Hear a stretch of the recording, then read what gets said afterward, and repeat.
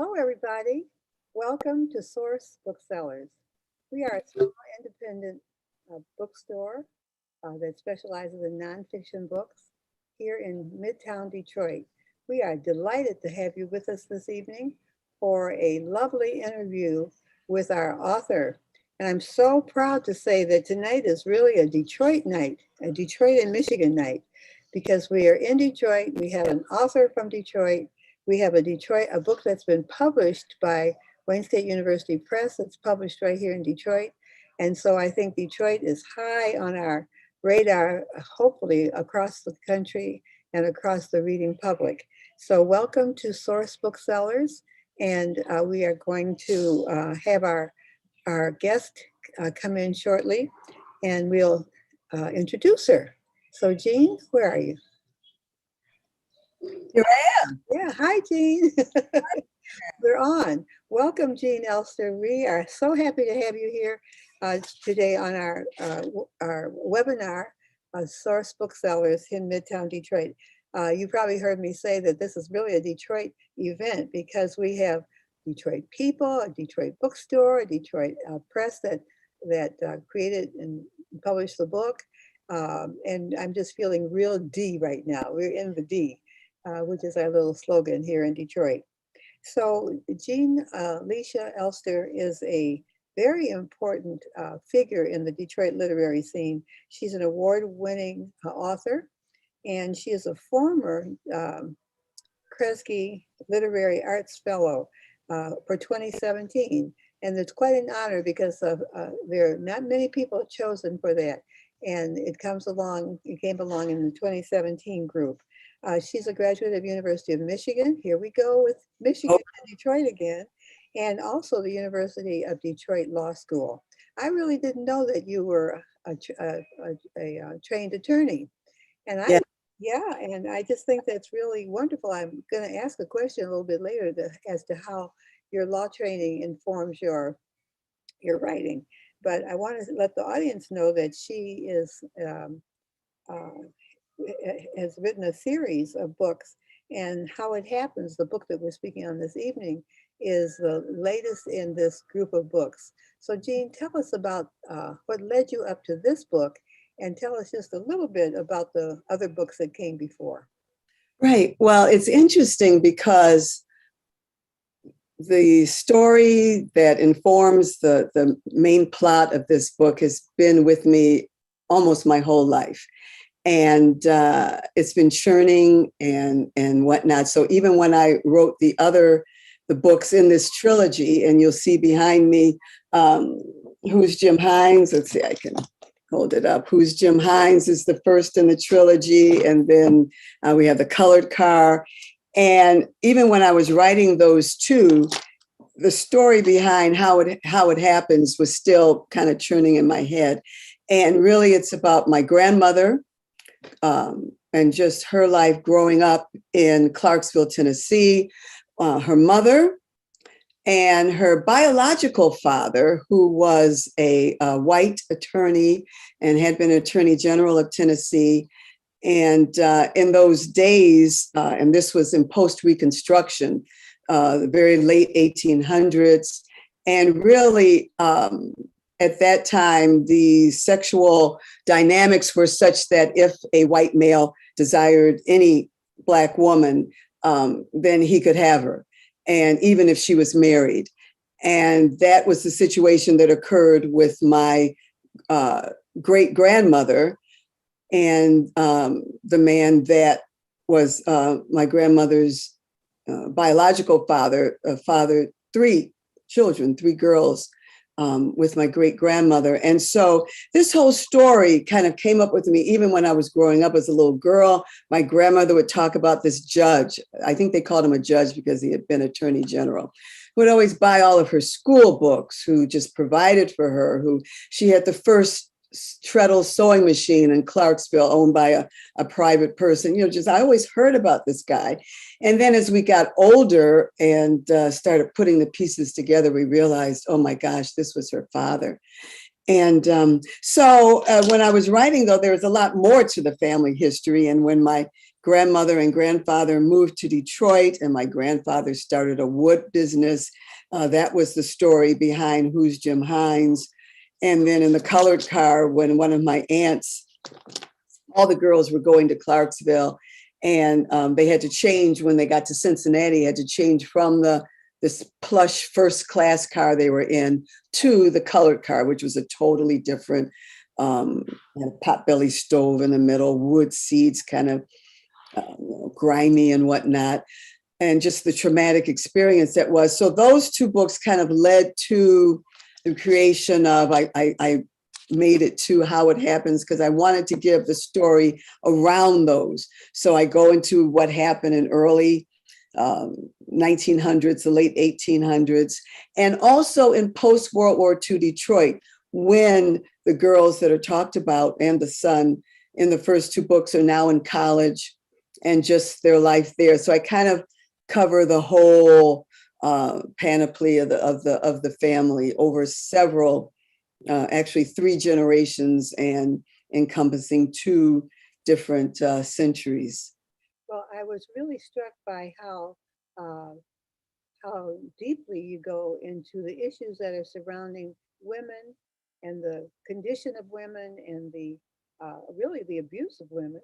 When you think about it, and it's so current today, I need to let the audience know that this book is really a young adult book. Is that true? Yes. Yes, it is a young adult. The first 2 are middle grade. This one is definitely young adult, and pushes it a little farther up the age scale. It does, and it does. And although I address there's no explicit sex in there, but it's obvious what's going on. There are a couple of pregnancies and whatnot, so you know how they came about. But yes, I find, and I shouldn't be surprised, but there are a number of people that do not know this history, this part of our history, especially as it relates to the abuse of Black women.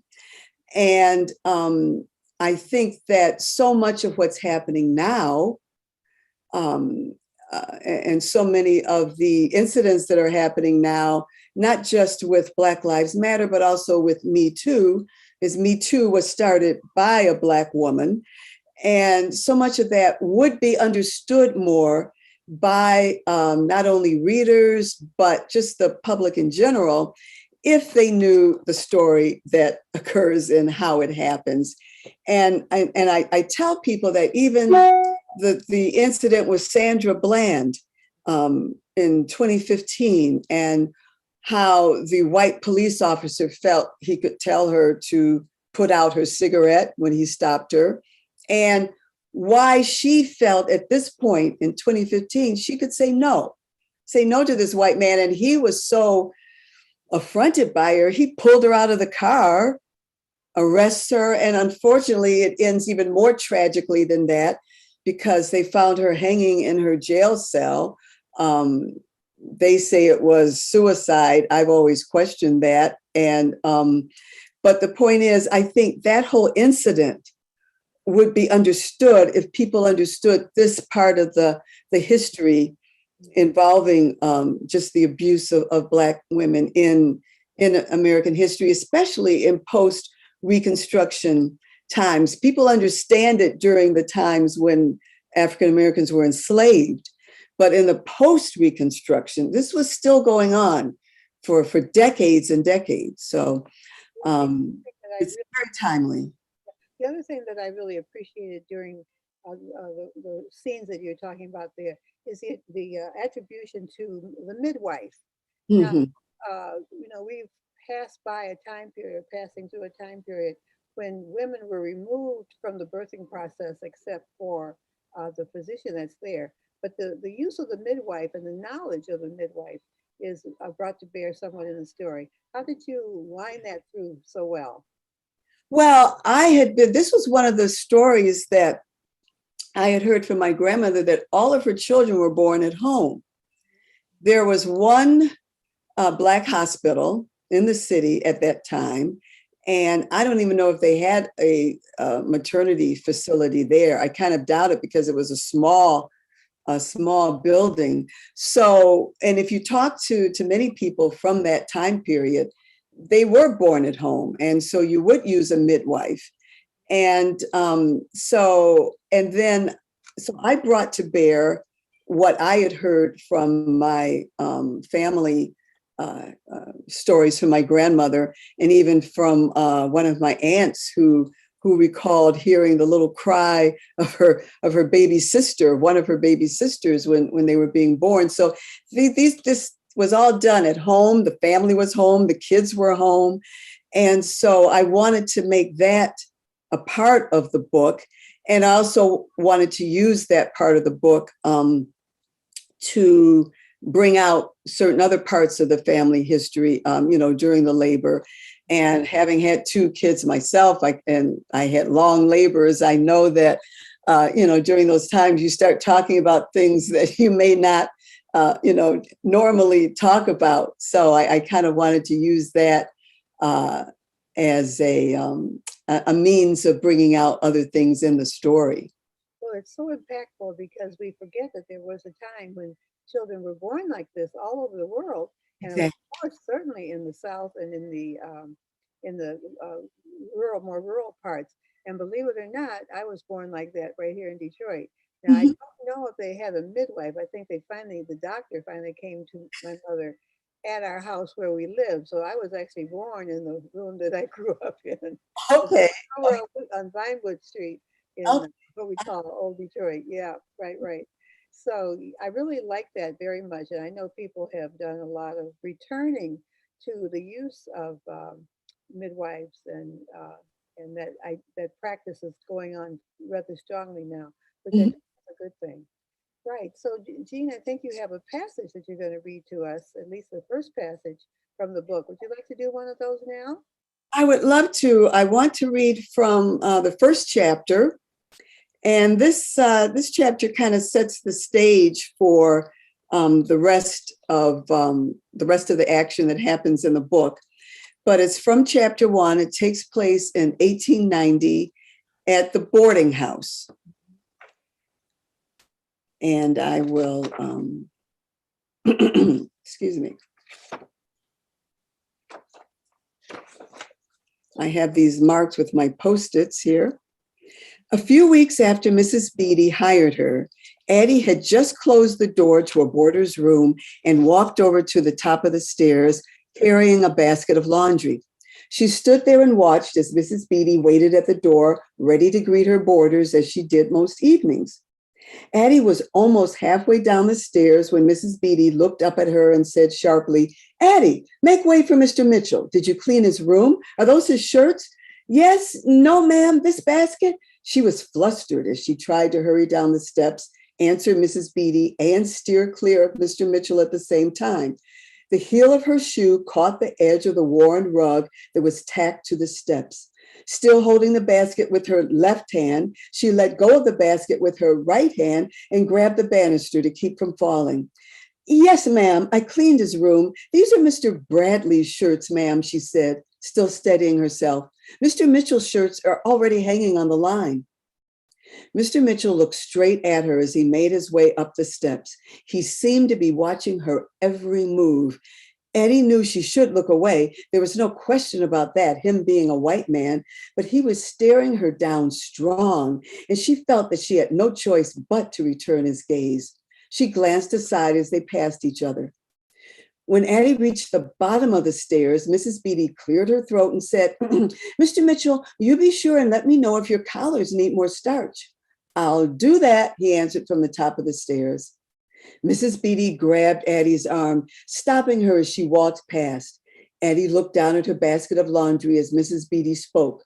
"Girl, Mr. Tom Mitchell's grandfather was Senator Thomas, Senator Gustavus Thomas, one of the finest men in the government of our grand Confederacy. Why, Senator Thomas was a schoolmate of our president, Jefferson Davis. And Mr. Mitchell is esteemed in his own right. He's an attorney and the youngest man to be admitted to the Tennessee bar." She paused and then added solicitously, "You take special care with Mr. Mitchell's collars. Hear me?" "Yes, ma'am," Addie said, still looking down at her basket. Mrs. Beatty let go of her arm, and Addie hurried away toward the back of the house. Several days later, in the late afternoon, Addie arrived at Tom Mitchell's door at the end of the hallway to clean his room. She knocked perfunctorily, and not expecting him to be there because it was not yet evening, she walked right in. Addie gasped when she saw Tom Mitchell sitting at his desk. She almost dropped the basket she held in her hand.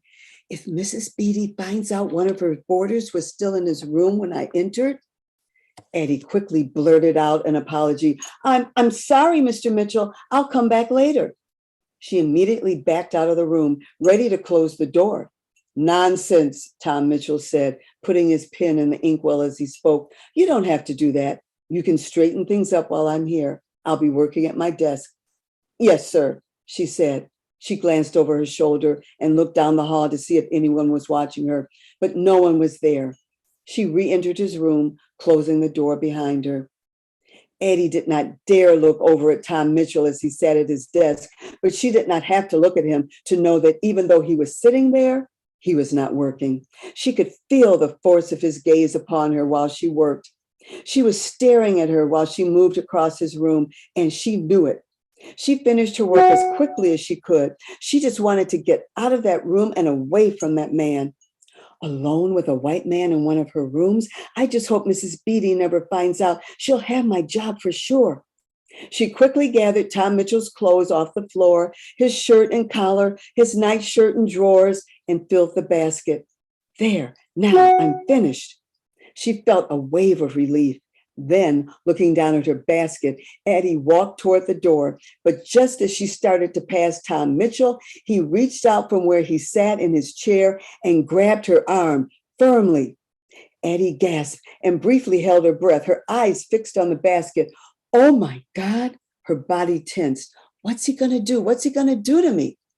I'm sorry, really I am. I'm not going to hurt you, Tom Mitchell said as if reading her mind. Addie still looked down at the basket. She was breathing quickly. Look at me, Addie, he said softly as if to coax her. She still looked away. I said, look at me. He spoke deliberately now. She raised her eyes from her basket and turned her head over toward him. Their eyes met. Are you afraid of me? He asked. He relaxed his hold on her arm. Yes, no, I don't know, sir, she answered, her chest heaving with each breath. Addie was frightened. Tom Mitchell let his hand drop from her arm. He stood up and cupped her face in his hands, looking deep into her eyes as she looked up at him. She cringed inside at the touch of his hands on her face. Don't be afraid, he said soothingly. I won't hurt you. Fact is, I think you're the prettiest thing I ever laid eyes on. Thought so from the time I saw you trip up those steps with your basket of laundry. He smiled. Come on up here tomorrow when you finish your wash, he said. Come up around this time before the others come home. No one will know you're here. As Addie listened, she realized he was not going to do anything to her right then, and her breathing slowed down. But she remained silent. She felt as if she couldn't speak. You hear me? He said. There was more silence. Tom dropped his hands from her face, but held her gaze. So this is how it happens. And now it's happening to me. There was only one answer that she could give. She knew that. Yes, Addie answered, her voice almost a whisper. Yes, sir. Addie broke the gaze and stepped away, quickly carrying her basket to the door. Tom followed close behind her. He stood in the doorway as she left the room. She heard his door close as she reached the top of the stairs.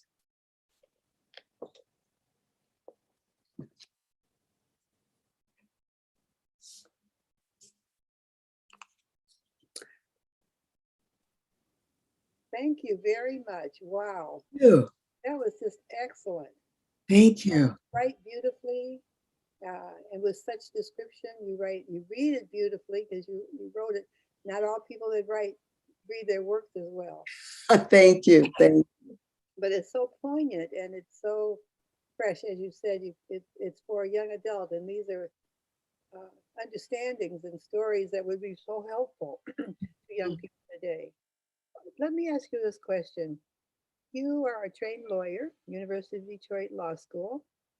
How did you make the leap or the move from law to writing? Well, I have always been interested in writing. I've been writing, I tell people, since I was 6 years old. As soon as I learned cursive writing, I started keeping a notebook and just writing sentences and, one-page stories and whatnot. And so even through law school, I would still write essays and whatnot.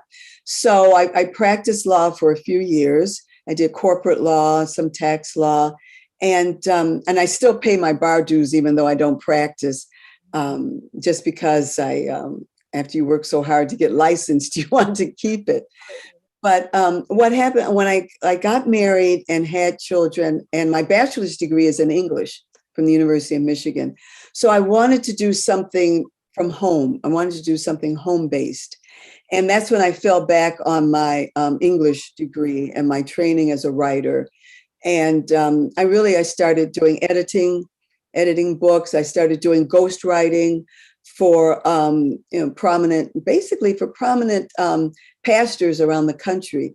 And I also started doing ghostwriting because one of my clients was an entertainment lawyer. And so I wrote some things for his entertainment clients in the entertainment field. And one of his clients happened to be a pastor at a local church, a community activist, and he was part of the American Baptist denomination. And I edited a book that he wrote for Judson Press. And Judson Press is the publisher for my children's book series. I wrote Just Call Me JoJo, I Have a Dream Too, I'll Fly My Own Plane, and I'll Do the Right Thing. And Judson Press liked the work that I did editing his book and asked me if I wanted to write a children's book series. And that really got me started writing in the fiction category. And, after that, I had a publisher, and I kept writing these other things, but that's kind of how I kind of transitioned from the law to writing. It just kind of sort of happened organically for me. And it's worked out in that instance. It's really helpful to know, and I hope the people in the audience who are writers will really hear that. And that so often we think you have to get something and then do something, but the transfer and then the use of the skills that you gained as a English degree student. Some people said, "What are you going to do with that?" Well, look at you. That's what you did with that, and I think that's really, really, really grand. The stories that you tell are personal, and they are also historical, and they are also meant to teach at the same time. How do you come to get started with a particular part of the story? I'm really thinking of all these three books in the same place. How do you get started with going there to get underway with your writing? What do you use a process? Do you just let it flow, or what do you do? No, in fact, and in a lot of the school visits that I do, I make a point of letting the students know how much work goes into it, because I do a lot of research. My husband is a historian, and he really helps me as far as, gathering the books. We go down to the Detroit Public Library, the Burton Historical Archives, and do a lot of research there. I also do a lot of traveling. So for all of these books, but particularly for How It Happens. And in fact, in the acknowledgments, I thank Tim Pulley. He's the genealogy department supervisor at the Clarksville, Montgomery County Public Library. Because in the South in particular, they're very, very interested in genealogy and your history. And when you meet someone, they want to know, well, who are your people and what's your background? And so they have this marvelous genealogical library. And we spent a lot of time there. And my husband emailed Mr. Pulley and told him we were coming down, told him the different family names that I had. And when I came there, he had a stack of materials, because this was a very prominent family. And so there were books written about them. And plus he had gotten some wills, he got some census data. So I had a lot of the nuts and bolts. I had the actual history. And then also at family reunions, I'm really big on oral histories. And I would sit and talk to my different relatives. And I don't know what the experience is of your readers and anyone watching this, but during reunions in particular, people are very open to talking, more open than in normal times, because I think the nature of a reunion, you're getting together and you're sharing family stories and whatnot. So I would ask at each reunion, and sometimes I'd ask the same question of the same people. And because depending upon what you're eating that day or who they happen to talk to, different memories come up.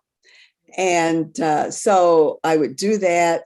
And then while I was growing up, my grandmother would tell me different stories over and over again. And I think she wanted, as I got older, I think she wanted me to piece the story together. And she never, ever mentioned this judge as her father. But I think at a certain point, she wanted me to have one of these duh moments when, oh my gosh, this is who this was. And so it's a lot of work, a lot of research. I have a book on fashion history. And because I want to make sure that when I describe clothing, I don't want to talk about a zipper before zippers were used or before they were commonly used, or, things of that nature. I talk about the kinds of dress, and I want it to be correct for that time period. And even the kind of dyes, colors, because there's certain dyes that are only modern, certain colors that only came in the last, 50 years, 100 years, you aren't going to find clothing of a certain color. So anyway, I like everything to be authentic. And it is a lot of work, but I really want people to, when they read my books, to feel like they're getting an authentic historical fiction experience. Even though it's fiction, it's still an authentic historical experience. Well, that's why the books seem to ring with such integrity, I think, and really true. And I like to say to customers that come in the store who say, "Oh, I only read nonfiction." I said, "Well, I certainly hope you'll read some fiction, because truth lies there too." Yes. The way we know things through storytelling is as important as it is with factual, data-driven type things. So I'm not against fiction at all. Right. But in our shop, we started as a nonfiction niche, and we've sort of stayed with that.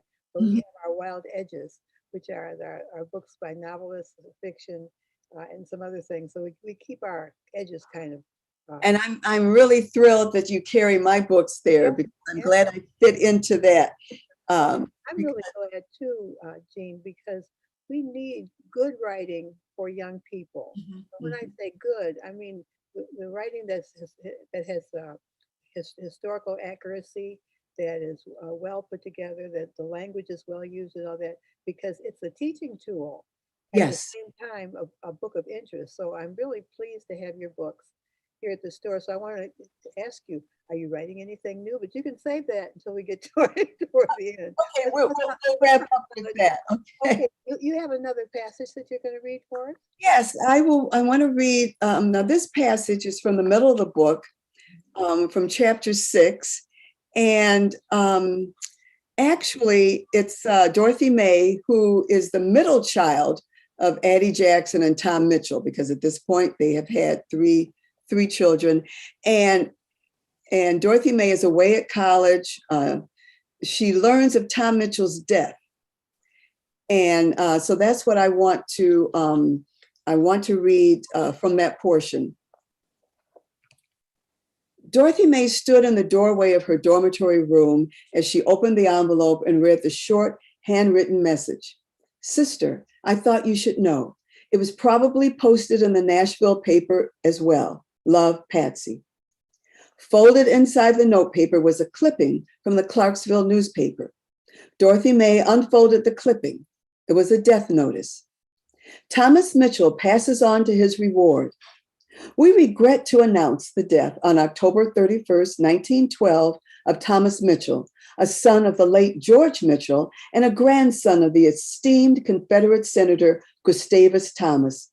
At a young age, he became a member of the Tennessee Bar and distinguished himself by being elected Attorney General of the state of Tennessee in 1894 at the age of 26, the youngest on record. He was considered a generous and kind-hearted gentleman. He was unmarried, and his nearest relatives surviving him are 2 sisters and 4 brothers.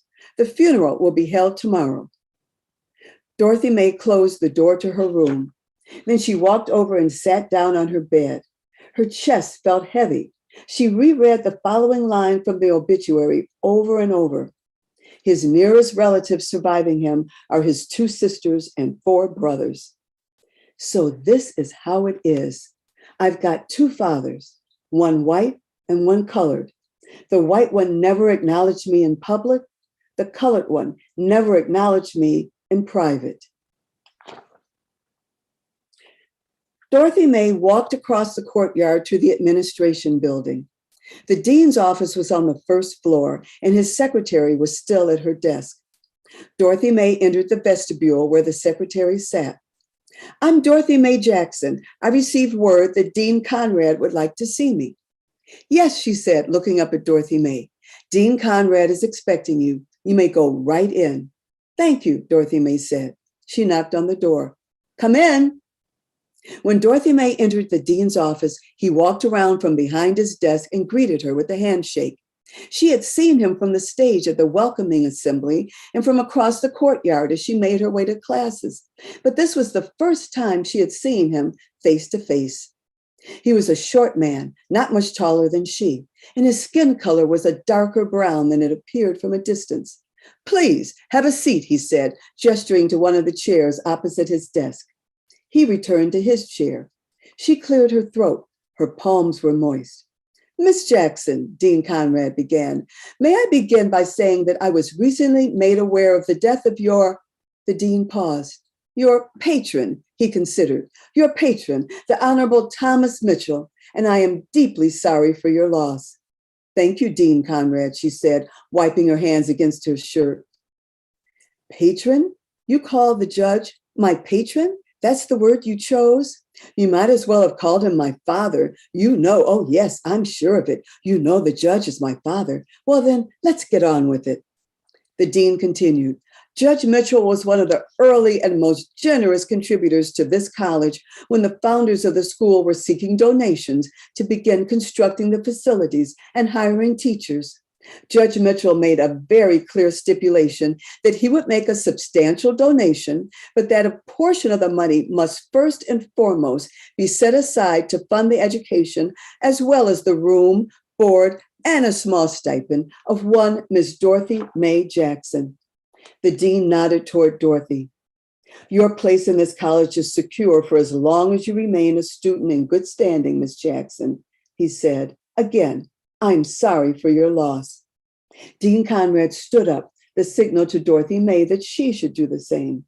"Thank you kindly, Dean Conrad," Dorothy May said as she stood by her seat, and "good evening." She extended her arm. The dean reached across his desk and shook her hand. As Dorothy May left the administration building and walked across the courtyard, she felt as if she were walking on air. The heavy burden she had been carrying since she opened the envelope just a few hours earlier had been lifted. She would stay at the college. She would be with her friends. She would finish her education and become a teacher. She headed toward the park across the street from the campus. "He provided for me. He took care of me," just like Patsy said. She smiled as she sat down on one of the benches in the park. The obituary was wrong. It should have read, "He is survived by 3 daughters, Patsy, Dorothy May, and Addie. Dorothy May is a student at Tennessee Agricultural and Industrial College in Nashville, where she will complete her studies at the Teachers College." Dorothy May was shaken out of her daydream by a harsh sound. She looked up, startled, and saw the face of an older white man. He was wearing a policeman's uniform. The sound of his nightstick hitting the back of the bench. "Gal, no coloreds are allowed to sit on these benches in this park. You get a move on," he said, and then hit the tip of her shoe with his nightstick. "Go on now." "Yes, sir," Dorothy May said, looking toward his face, but not making eye contact. She quickly got up from the bench and turned away from the officer, crossed the street, and returned to campus.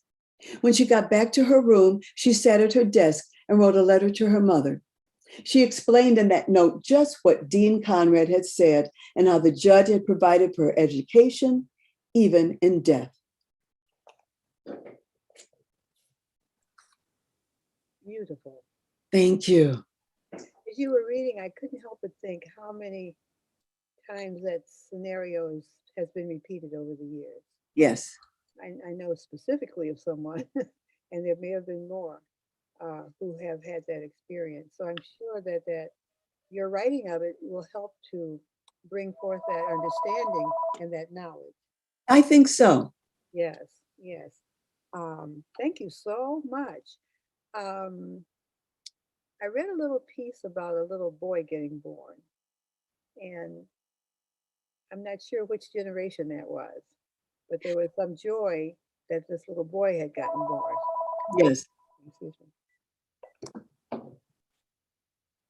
Well, I'll give you a little background in that my grandmother had the sisters, but she also had a brother. Mhm. And the brother, though, all the sisters were very light skinned, Mhm. but the brother was very dark skinned. And he was the last child born. So I knew that this brother was not the child of the judge, even though the sisters were. And so when I was considering writing this portion of the story, I wanted to address that fact that when the girls were obviously the judge's children, the boy is not his. And so the fictionalized portion is just how I felt this all worked out, because I knew from the stories my grandmother told me that her father, her legal father, Willie Jackson was his name also, worked for the judge. And one of the papers that the genealogist gave me was a will, because my grandmother had also told me how this judge had told her father, her legal father, that he would take care of him in his will, he would remember him in his will. And she told me how hard her father worked for this judge, and he would go back and work on Sundays even. And then when he went to hear the reading of the will, he was just left $250. Now, in today's money, that would be about $6,000. But still, for the work that he did for him, and for him promising that he was going to leave him, all this money, that was like, a slap in the face. So when this boy was born, I determined that Willie Jackson, her legal father, was thrilled, because this was to the world would know this was his son, But to Tom Mitchell in the story, the world would know, oh, this was not his son. He did not father this one. So it was a very complex situation. And so I address this, I bring it up in there, but that's how I talk about, because there was joy, but then mixed up with the joy, there was this, oh my goodness, Tom is going to realize that this is not his child, and how is he going to react to that? And so I address that in the book as well. I really appreciate that complexity of our relationships across the generations and across the lines. We've had so much of this that has gone on, and there's been shame and sorrow and sadness with a lot of it. Mhm. And also, people have buried a lot of this truth. Yes. So I really appreciate your delving into it, at least at this level, at the young adult level, and with the fictionalized version of these kinds of histories. And I love that combination of putting together the truth of the history along with the intentions of the people, as well as the responses and the Right. relationships of the characters. Mhm, Uh, mhm. you didn't have to do a lot of character development, because the history helps you with that, I'm sure. Say a little bit about your character development.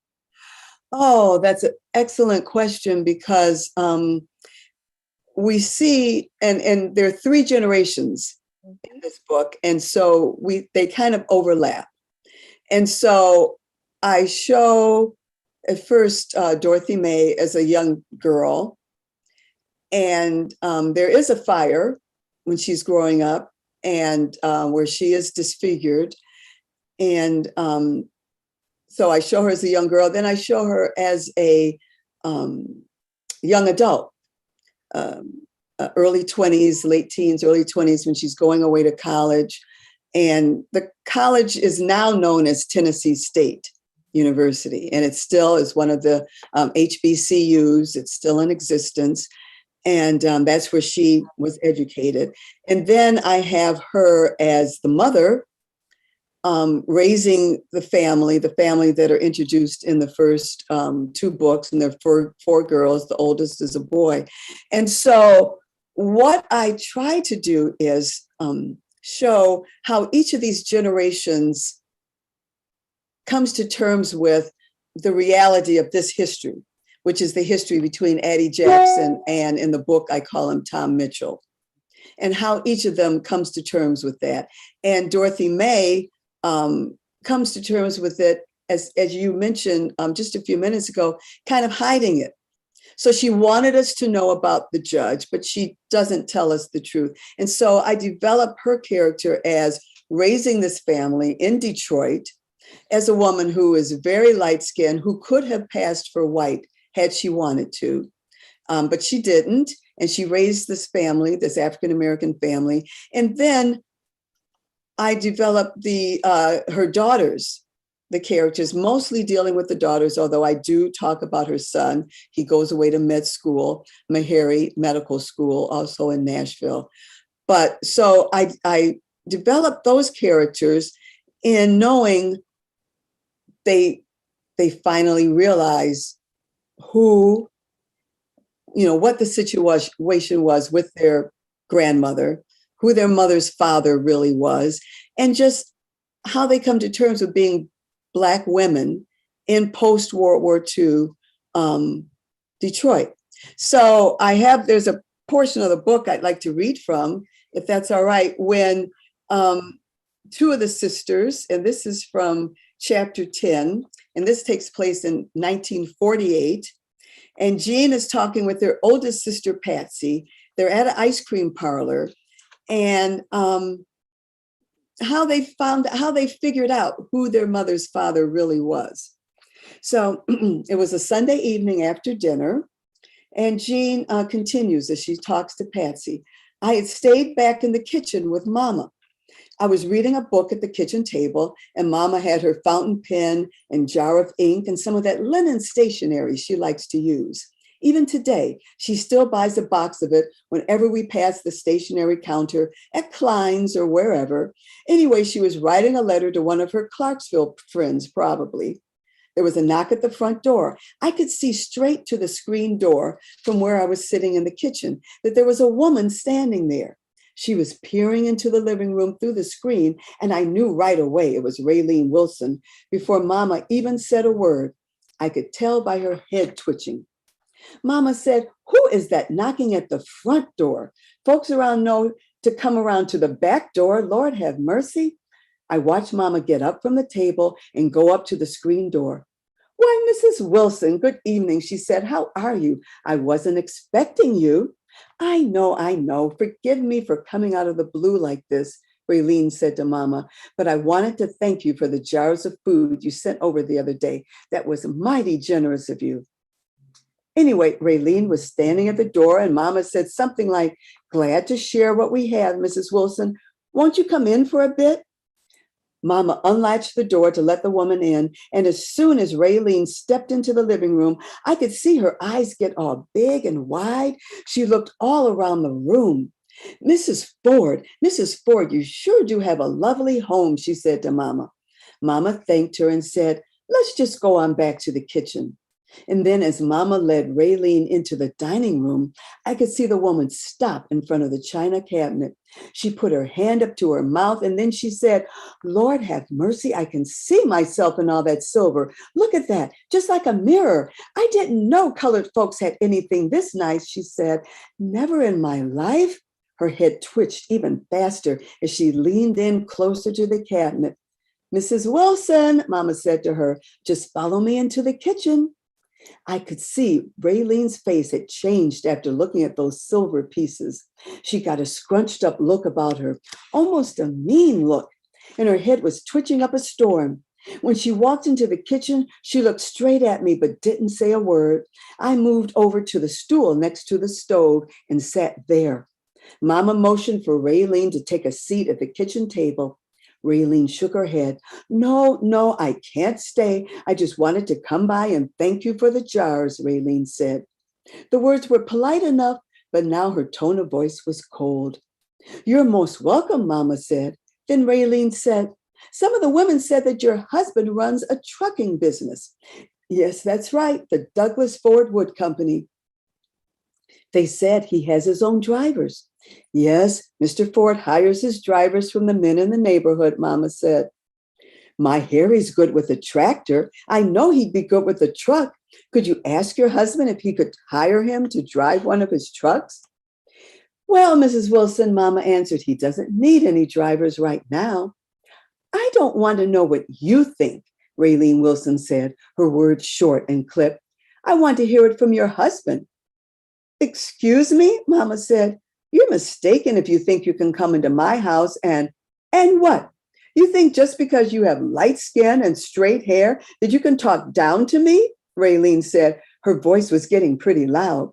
Living here with all that nice furniture and all that silver, just like a white person, she said. Her right shoulder was twitching now along with her head. Mrs. Wilson, please don't talk that way in front of my daughter. I can say what I want, Mrs. Ford said. Not in my house, you can't, Mama said, raising her voice. You think that just because you look white, Mrs. Wilson, I think it's time for you to leave. I'll go when I'm good and ready, Raylene said, her head twitching so bad she could barely get the words out. Mama reached back and grabbed the poker that was laying on the stove.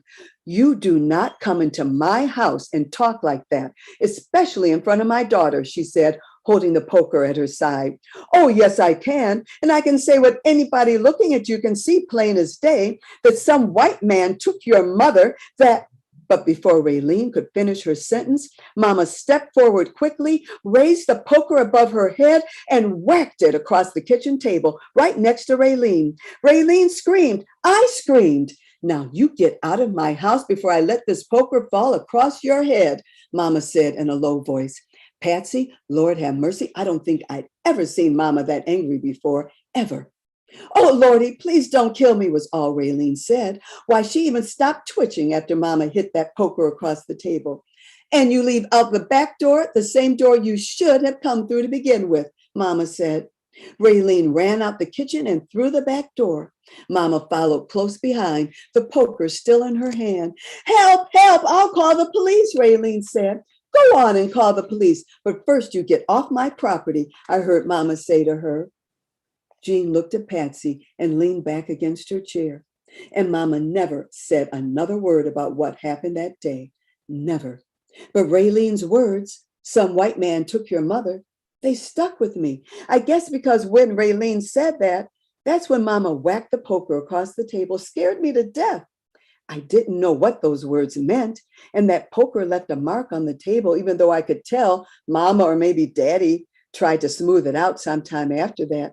But I could still tell where that mark had been. And sometimes when I looked at it, I remembered what Raylene said. Wasn't until I got older and learned about the way of things, between a man and a woman, that I understood what Raylene meant and why Mama got so angry, what it all meant about Mama's color and Grandma Jackson. Patsy shook her head. Well, that's the South for you, Patsy said. And then back then, there was nothing a Negro woman could do about it, or her husband for that matter, if she was married. Didn't really matter if the woman was married or not. If a white man took a fancy to a Negro woman, well, it was as simple as that. If anybody said a thing, any Negro that is, they'd be lynched, strung up on a tree. And I'm telling the truth. Jean said, I wish it wasn't true, but you look at Mama, her sisters, that's how it was.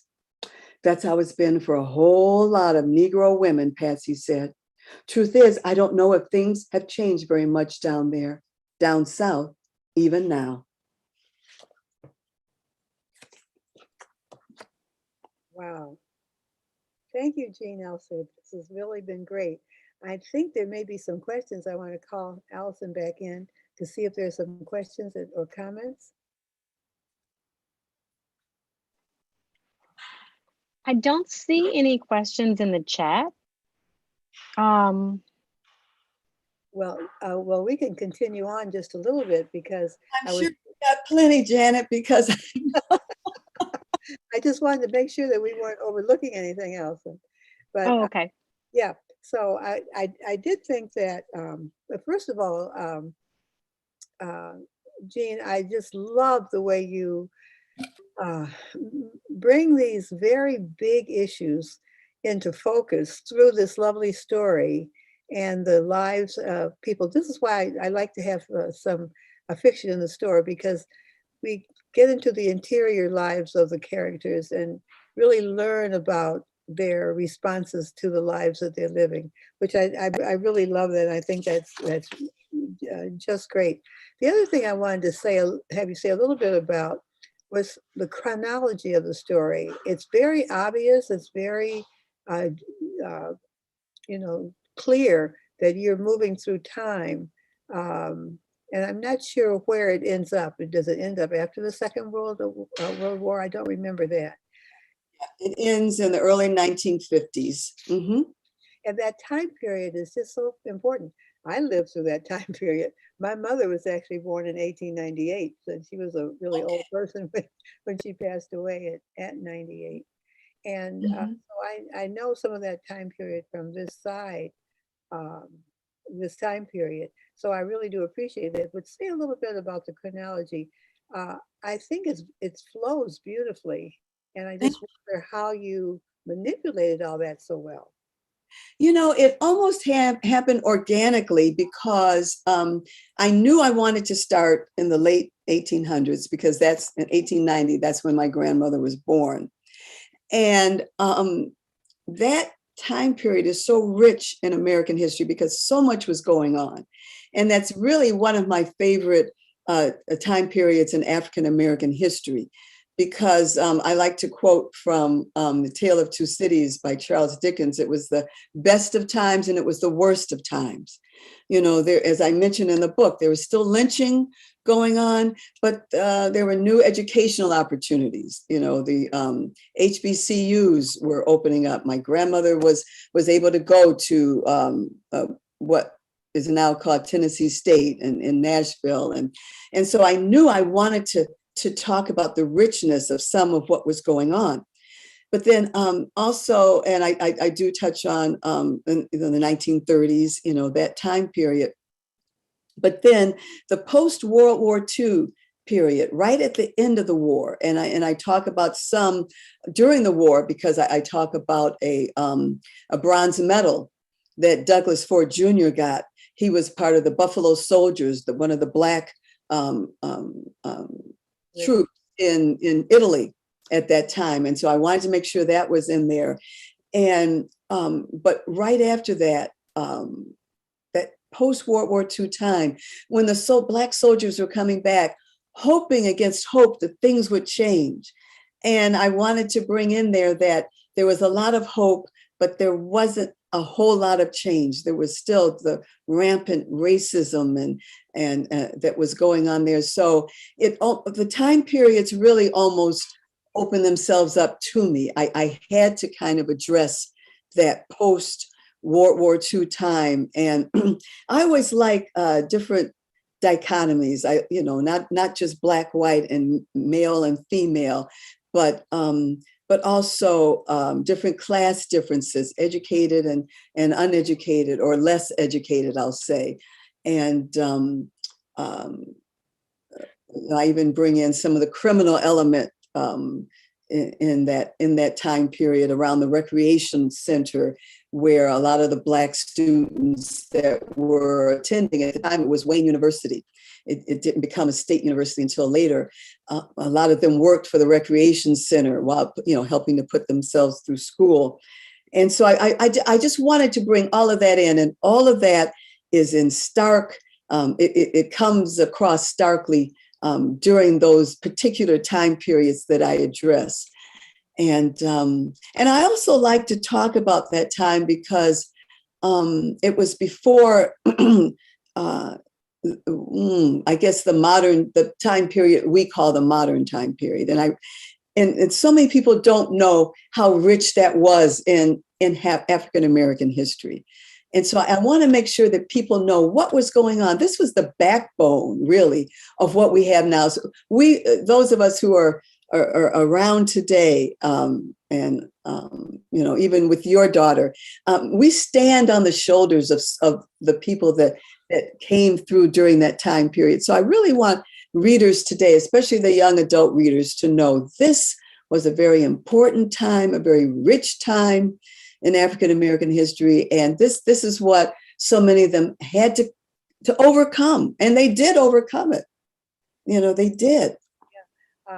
It does feel so well with Isabel Wilkerson's work, The Loss of Other Sons and the Great Migration time period between 1915 and 1970. So I just so appreciate your work, Jean. This is really great. And I'm so excited and delighted that you are in Detroit, that we're in Detroit. Wayne State Press has published the book. We have the book, of course, for sale right here in Detroit. And it's also on our online site, so you can buy it at sourcebooksellersonline.com. So, and we're looking forward to having you come to the store and do a little book signing too. I love. So we do have two questions. Okay. Oh, good. Yep. So Jack Chang says, thank you, Jean, Janet, and Allison. This has been so wonderful. My question for Jean, did you encounter any particular challenges writing for young adults this time around that you didn't have for your middle grade books? Excellent question. And, I think the challenge was to present the reality of the relationships in a way where I would not get explicit, but that because readers today, especially young readers, they know what's going on. They know exactly, even sexually, and they're very just because of the internet and all the different social media and whatnot. But still, I didn't want to get explicit in the book. So I had to think of creative ways to discuss intimacy, physical intimacy, and emotional intimacy, but particularly physical, that would get the point across and get it across in a dynamic way, and in a way that would hold the reader's attention, but that would also not cross the line. And so that was, I think, one of the greater challenges, because, as an adult writer, of course, it would have been easier just to be explicit, although not everyone even writes explicit passages well, but it would have been easier. But I think to do it in a way where everyone knows what happened. And it's sort of like family secrets. Everyone knows what went on. You don't have to give me the details. Everyone knows what happened.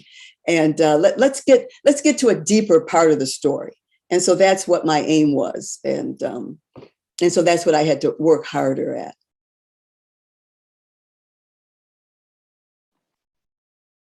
Can you hear me now?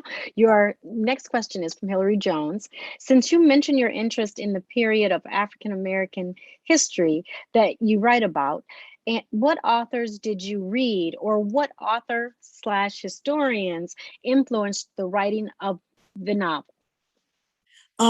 Excellent question. So much of it I got from archives, and as I mentioned at the beginning of of our event here, the Burton Historical Library archives in the main branch of the Detroit Public Library just has a wealth of information, just documents, and just seeing certain documents from that time period that weren't even books, just seeing the documents from them really kind of imbued that time period within me.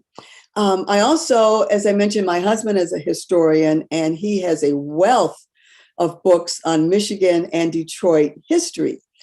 Unfortunately, our basement was afflicted by one of the floods this summer, and many of those books were destroyed beyond use in the flood. Um, but there were a number of books on Michigan history and Detroit history that I used. In fact, there's one called Detroit Almanac, published by the Detroit Free Press, that goes from the times of the 1700s through, I think when it was published, I think maybe in the 1970s or 80s, I'm not sure. But that one, they give you little snippets, and then from there, I could go on and do more research. So I believe that one is called the Detroit Almanac. There's also a book, and I'm going to turn around and see if I have it here. There is, I'm going to pull it. There it is, called Michigan, A History of the Wolverine State.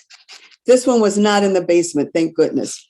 And this tells you, and you can even see, I've got these Post-its here.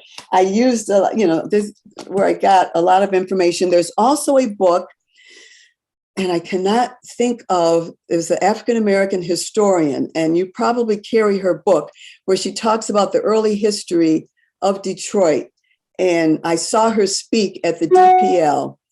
Can you think of that, the book, Janet? The Dawn of Detroit? What's it called? Dawn of Detroit? Yes, Dawn of Detroit. Kaya Miles. That is excellent. And even though it takes place way before the time period that I cover, it was very helpful to me. I just need to know this stuff when I'm writing. Even if none of it gets on the page, it really helps inform what I write, just to have that history in it. So yes, and I'm sure you can get a copy. And if they don't have it in the shelves, and I'd be very surprised if they don't, Janet and Allison will order it for you and you can get it. Excellent, excellent book.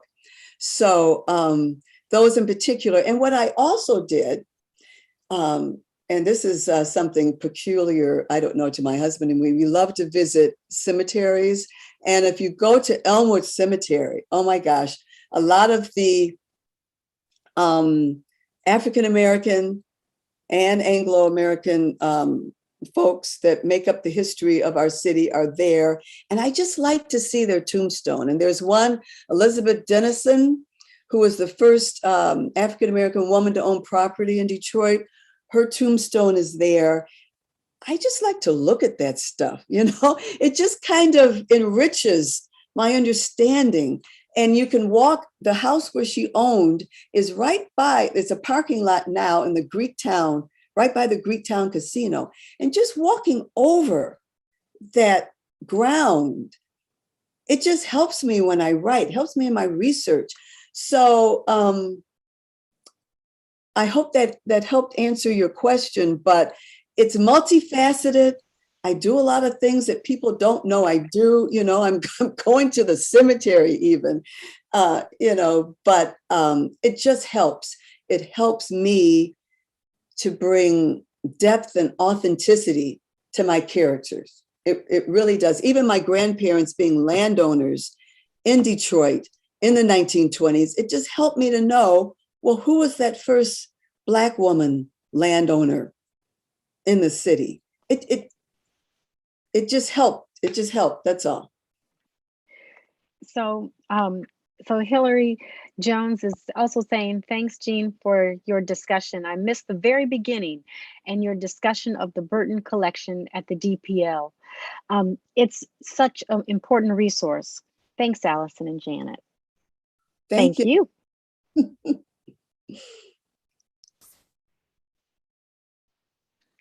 Well, I just want to thank you for writing how it happens. Also for the other two books, because it makes so much sense for young people to be able to start in the middle grade and then carry the same character through. Yes. My final question for you is the cover. Where did the cover come from? You know, I have to thank Wayne State Press, their art department, and the cover design. It's an artist, Chelsea Hunter. She's on Facebook. I know she's on Instagram. And Chelsea Hunter, she designed this. She designed 2 or 3 covers, and the art department picked this, and they sent this to me and said, you know, they picked me. They sent 2, and they said, which do you like? And what do I know? So I asked my kids, they're millennials, you know, which one do you millennials like? And they both picked this one. And the press had already, the art department had already picked this, but they wanted me to think that I had some skin in the game. You know, that's why I love them. They're very generous that way.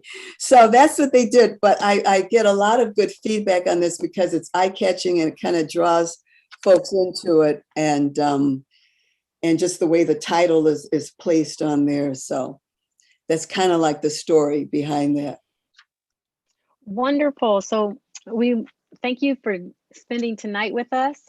Congratulations on the release of the book. I know it was September 14th. Yes. So we're still in the celebratory mode for it. And we have this book in the store for pickup. And we also have it online at sourcebooksellersonline.com. And the colored car and who is Jim Hines will be back in the store very soon. Well, thank you both. Thank you for inviting me to be a part. You know, I love having the store right there in Midtown. And I love it anytime I'm invited there. And sometimes I even pop in because I do shopping there. I think I was there buying a niece's gift over the summer. And I like to shop local and I like to shop indie bookstores, and you two cover them both. So appreciate everything you do. And I even run into Allison sometimes when my husband and I are walking our dog in the DeQuinder Cut. So I love it that, you know, we run into you guys. It's I love the community feel. So thank you. Thank you so much. Thank you, Jean, for doing this. And we really appreciate your willingness to do the virtual, which I'm still hoping that we will continue some of that, because it's a little tricky about having people in, but Yes. virtual is good. And thank you so much for your work, for the books, and for just being here with us. Thank you. Love you both. Bye-bye. Thank you, everyone.